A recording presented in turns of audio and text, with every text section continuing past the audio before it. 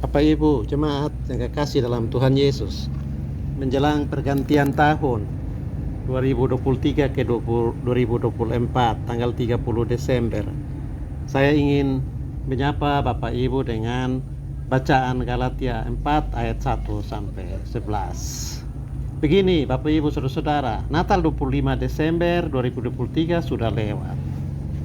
Di hari Natal kita bertemu bersama, berkumpul, berdoa, menyanyi, mendengar firman.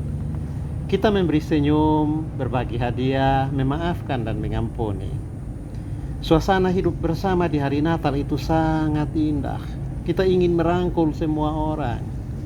Kita ingin menjadikan mereka bagian dari hidup kita karena ada sukacita besar yang memenuhi hati kita.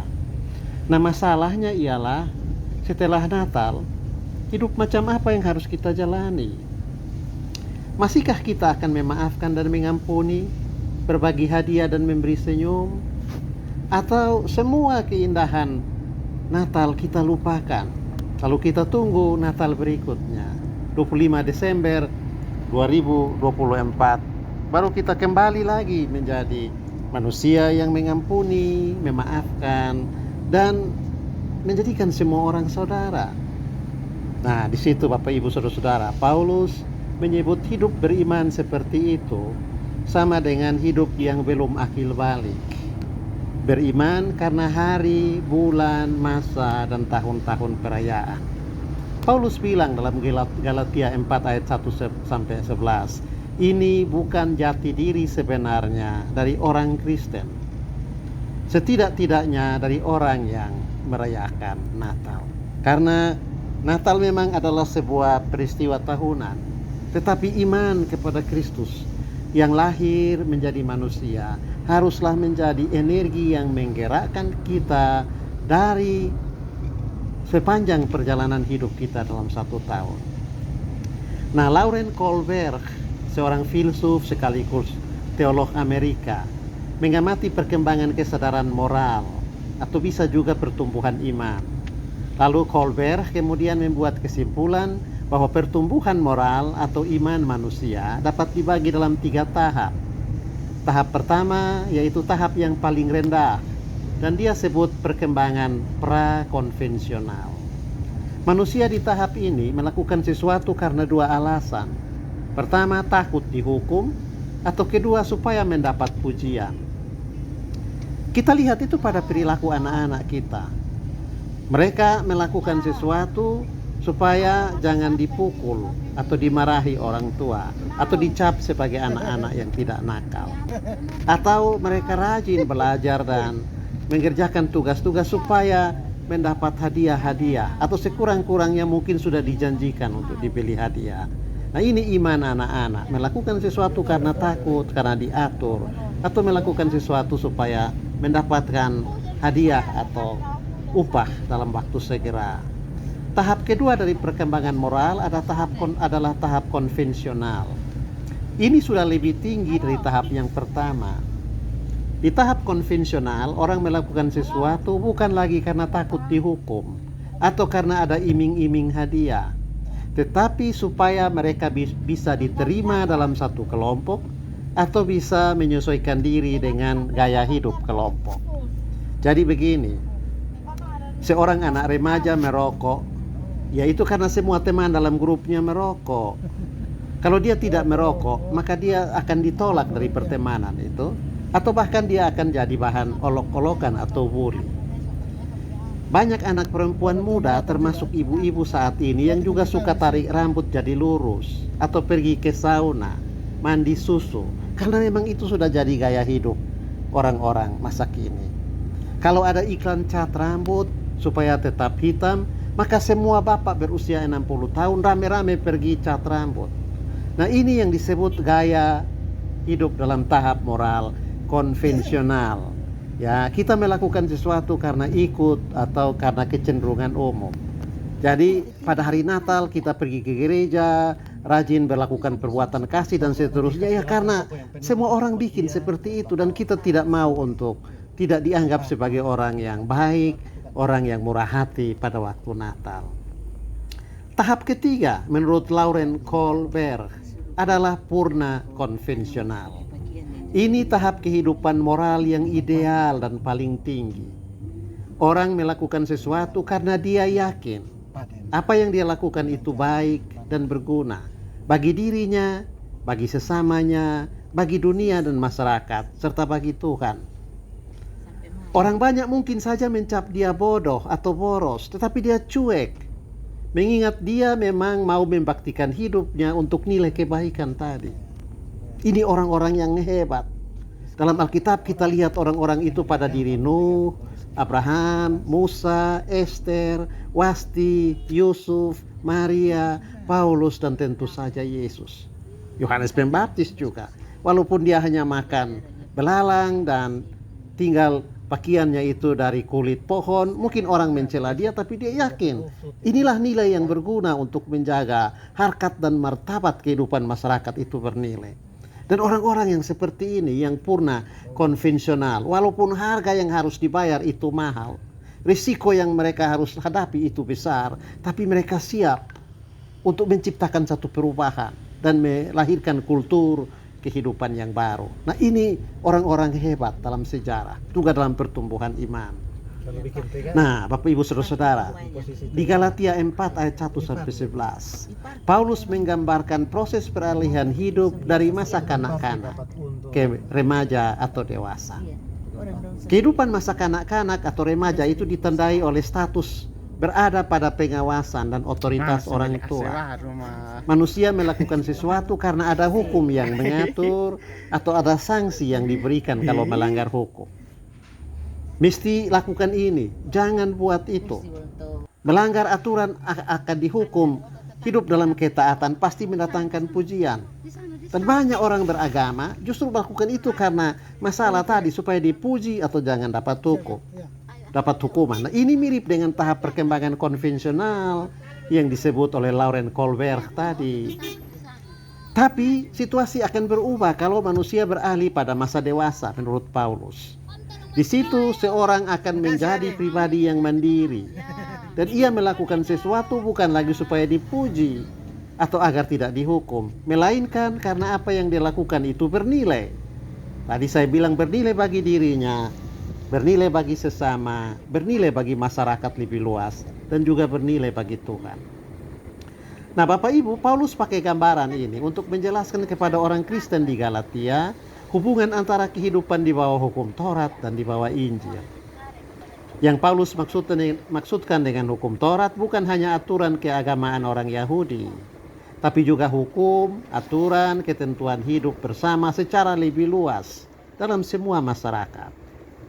Itu artinya hukum Taurat mewakili semua norma, aturan, adat, tata krama, etiket kehidupan bersama semua manusia.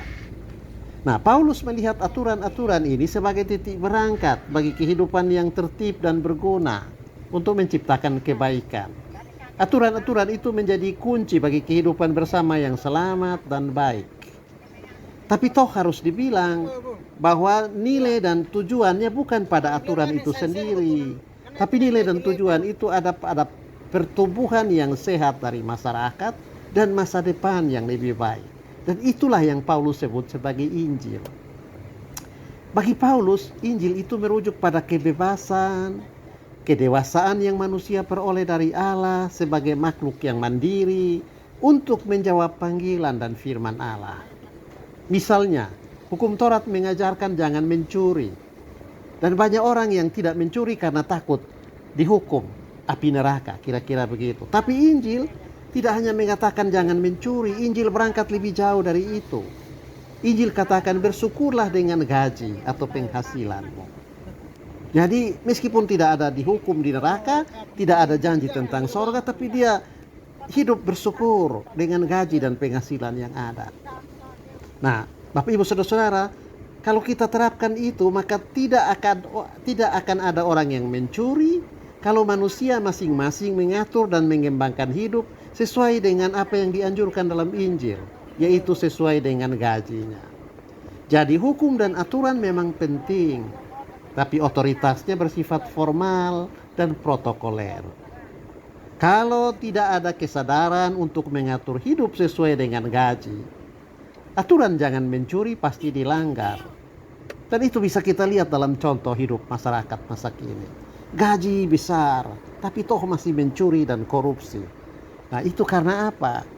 Itu karena tahap perkembangan hidup yang kekanak-kanakan. Atau yang Paulus bilang masih terjebak dalam hidup sebelum akil balik.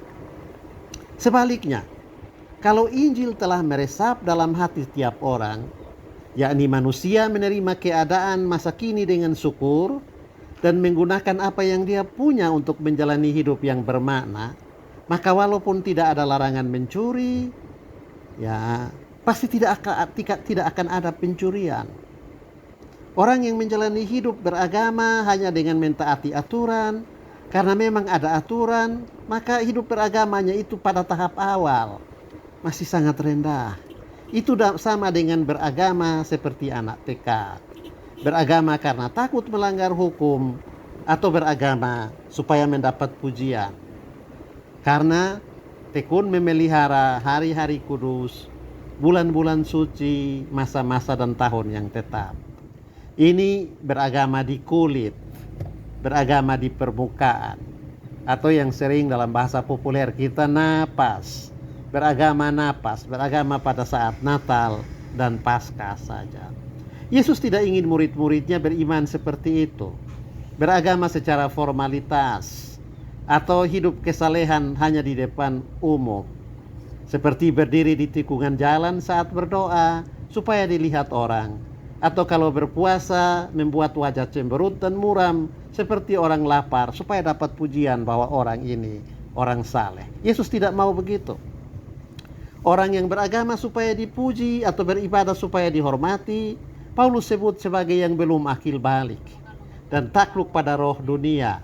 Roh dunia itu apa? Yaitu keinginan untuk dipuji dan mendapat sanjungan. Roh dunia memang begitu.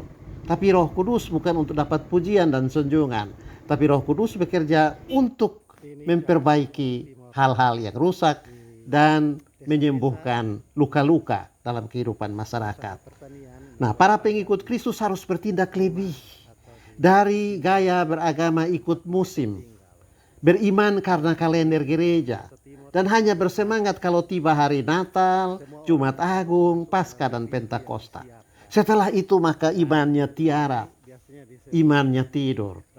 Yesus menghendaki pengikut yang beriman secara dewasa, tidak sekedar percaya karena ada hari raya, memberi karena ada perayaan Natal, atau mengasihi dan mengampuni karena itu momen kelahiran Yesus. Beriman secara dewasa artinya tetap mengasihi, mengampuni, hidup dalam kekudusan, jujur, memberi korupsi, tidak memfitnah teman, tidak ngomong kejelekan orang di depan umum, karena memang nilai hidup seperti itu mulia untuk dilakukan. Inilah yang Paulus sebut hidup orang yang telah mencapai status sebagai anak Allah. Nah, itu dia Bapak Ibu Saudara-saudara. Kita sudah melewati Natal. Sebentar lagi pergantian tahun 2023 ke 2024. Dan sesudah itu kita akan kembali pada kesibukan, rutinitas, agenda kerja kita masing-masing. Kerajinan, sukacita, energi, kekudusan, kasih, dan pengampunan yang kita tunjukkan di hari Natal tidak boleh padam meskipun nanti kita masuk di tahun 2024. Natal memang akan lewat, tetapi hidup sebagai manusia baru tidak boleh lewat.